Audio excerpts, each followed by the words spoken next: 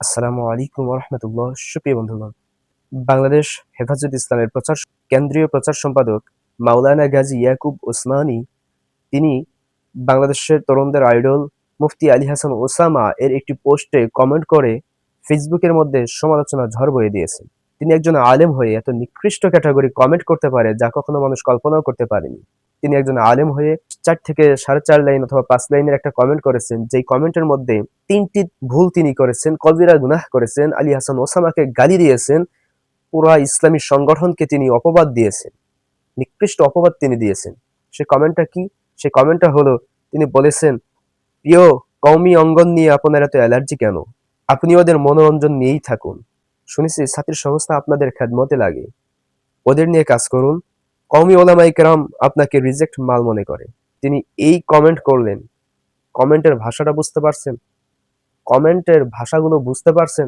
কত নিকৃষ্ট ক্যাটাগরি ভাষা। তিনি যে ভুলটা করেছেন, বড় ভুল, মারাত্মক ভুল করেছেন, সেটা হলো পুরো ইসলামী সংগঠনকে তিনি একটি অপবাদ দিয়েছেন। বলেছেন, আপনারা ওদের মনোরঞ্জন নিয়েই থাকুন। শুনেছি ছাত্রী সংস্থা আপনাদের খেদমতে লাগে।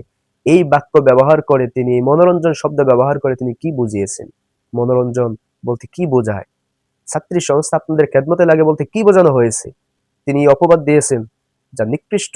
একজন আলেম হয়ে এত নিকৃষ্ট ক্যাটাগরি মন্তব্য করতে পারে যা কখনো কল্পনাও করা যায়নি। তিনি এই মন্তব্য করে ইসলামী সংগঠনকে তিনি অপবাদ দিয়েছেন, তহমত করেছেন। যে তহমত এর গুনাহ সম্পর্কে তিনি জানেন, এর বিধান সম্পর্কে জানেন। এটা হলো কবিরা গুনাহ। তিনি অপবাদ দিয়ে তিনি কবিরা গুনাহ করেছেন, যে বিষয়ে আল্লাহ রাব্বুল আলামিন সূরা আহজাবের 58 নম্বর আয়াতের মধ্যে বলেছেন, والذين يؤذون المؤمنين والمؤمنات بغير ما اكتسبوا فقد احتملوا بهتانا وإثما مبينا। এই আয়াতের ব্যাখ্যা বিশ্লেষণ তিনি জানেন, জানার পর তিনি অপরাধ করেছেন। যদি কোনো ব্যক্তি কাউকে অপবাদ দেয়, তহমত দেয়, যেই দোষ তিনি অন্য কাউকে দিলেন, ওই দোষ যদি তার মধ্যে না থাকে, যতক্ষণ পর্যন্ত এটা প্রমাণিত না হবে, ততক্ষণ পর্যন্ত এই ব্যক্তি এই অপরাধ না করে মৃত্যুবরণ করবে না। অর্থাৎ যেই অপবাদ তাদেরকে দিয়েছেন, ইসলামী সংগঠনকে দিয়েছেন, মুফতি আলী হাসান ওসামাকে দিয়েছেন, মনোরঞ্জন আর আপনাদের খেদমতে লাগে যে অপবাদ দিলেন, এই অপবাদ যদি প্রমাণিত না হয়, প্রমাণিত তো হবেই না আলহামদুলিল্লাহ, যদি এই প্রমাণিত না হয়, তাহলে এই মাওলানা গাজী ইয়াকুব উসমানী তিনি অপবাদের দায় না নেওয়া পর্যন্ত মৃত্যু হবে না। কাজেই অনুরোধ করবো, আপনি তওবা করুন। যতক্ষণ পর্যন্ত তওবা না করবেন, ততক্ষণ পর্যন্ত এই দায়ভার আপনার উপরেই বার্তাবে। তওবা করুন, তওবা করুন। আপনি আলেম হয়ে একটা বড় অপবাদ দিয়েছেন, যার বিধান হলো কবিরা গুনাহ। একজন আলেম হয়ে কবিরা গুনাহ আপনাকে দ্বারা মানায় না, কাজে তওবা করুন, প্রকাশ্য তওবা করুন। দ্বিতীয় নাম্বার, আপনি যে কথা বলেছেন সেটা হলো, আপনি মুফতি আলী হাসান ওসামাকে তুচ্ছ তাচ্ছিল্য করেছেন, আপনি তাকে গালি দিয়েছেন, অপমান করেছেন, আপনি তাকে বলেছেন রিজেক্ট মাল, যারা একটা গালি। গালি একজন মুনাফিকের খাসিলত, গালি একজন মুনাফিকের খাসিলত, কোনো মুসলমানের খাসিলত না। আপনি এই গালি দিয়েছেন, তাকে অপমান করেছেন। একজন মুসলিম আরেকজন মুসলিমকে অপমান করতে পারে না, একজন আলেম আরেকজন আলেমকে অপমান করতে পারে না।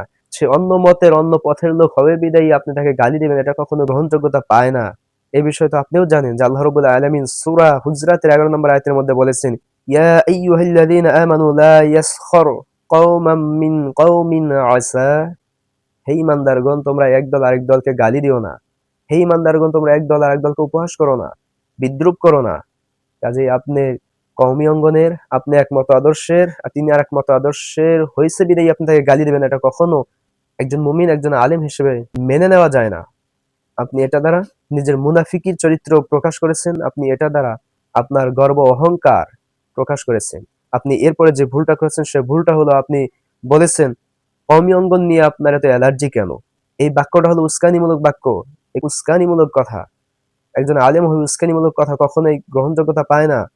কারণ উস্কানিমূলক কথা থেকে ফিতনা সৃষ্টি হয়, ফাসাদ সৃষ্টি হয়, বিভেদ সৃষ্টি হয়। আপনার কথা দ্বারা তো বিভেদ পুরোটাই বোঝা যাচ্ছে, বিচ্ছিন্নতা বোঝা যাচ্ছে।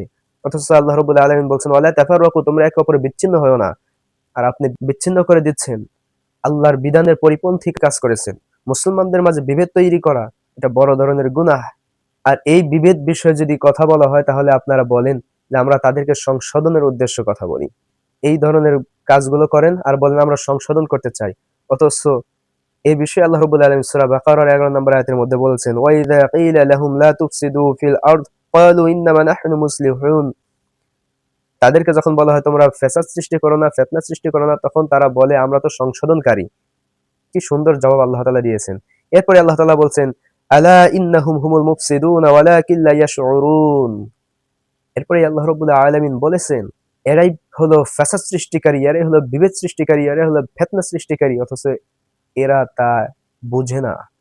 কাজেই আসুন, মুসলিম আরেকজন মুসলিমের ভাই, মত ও আদর্শ ভিন্ন থাকতে পারে, মন্তব্য এক একজনের এক এক ধরনের থাকতে পারে, বিভেদ সৃষ্টি না করে, ফিতনা সৃষ্টি না করে, ফেসবুকের মধ্যে এইভাবে কুৎসা না রটিয়ে, অশ্লীল ভাষা প্রয়োগ না করে, ঐক্যবদ্ধের হাত বাড়িয়ে আসুন একে অপরে এগিয়ে যাই। সর্বশেষ আপনাকে বলবো, আপনি একজন আলেম হয়ে যে বাক্যগুলো ব্যবহার করেছেন তা কখনোই ঠিক হয়নি, তা কখনোই ইসলাম সাপোর্ট করে না।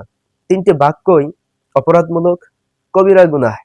কাজেই অনুরোধ করব আপনি তওবা করুন। তওবা করে ফিরে আসুন। আল্লাহ রাব্বুল আলামিন আপনাকে আমাকে সকলকে ক্ষমা করুন। আসসালামু আলাইকুম ওয়া রাহমাতুল্লাহ।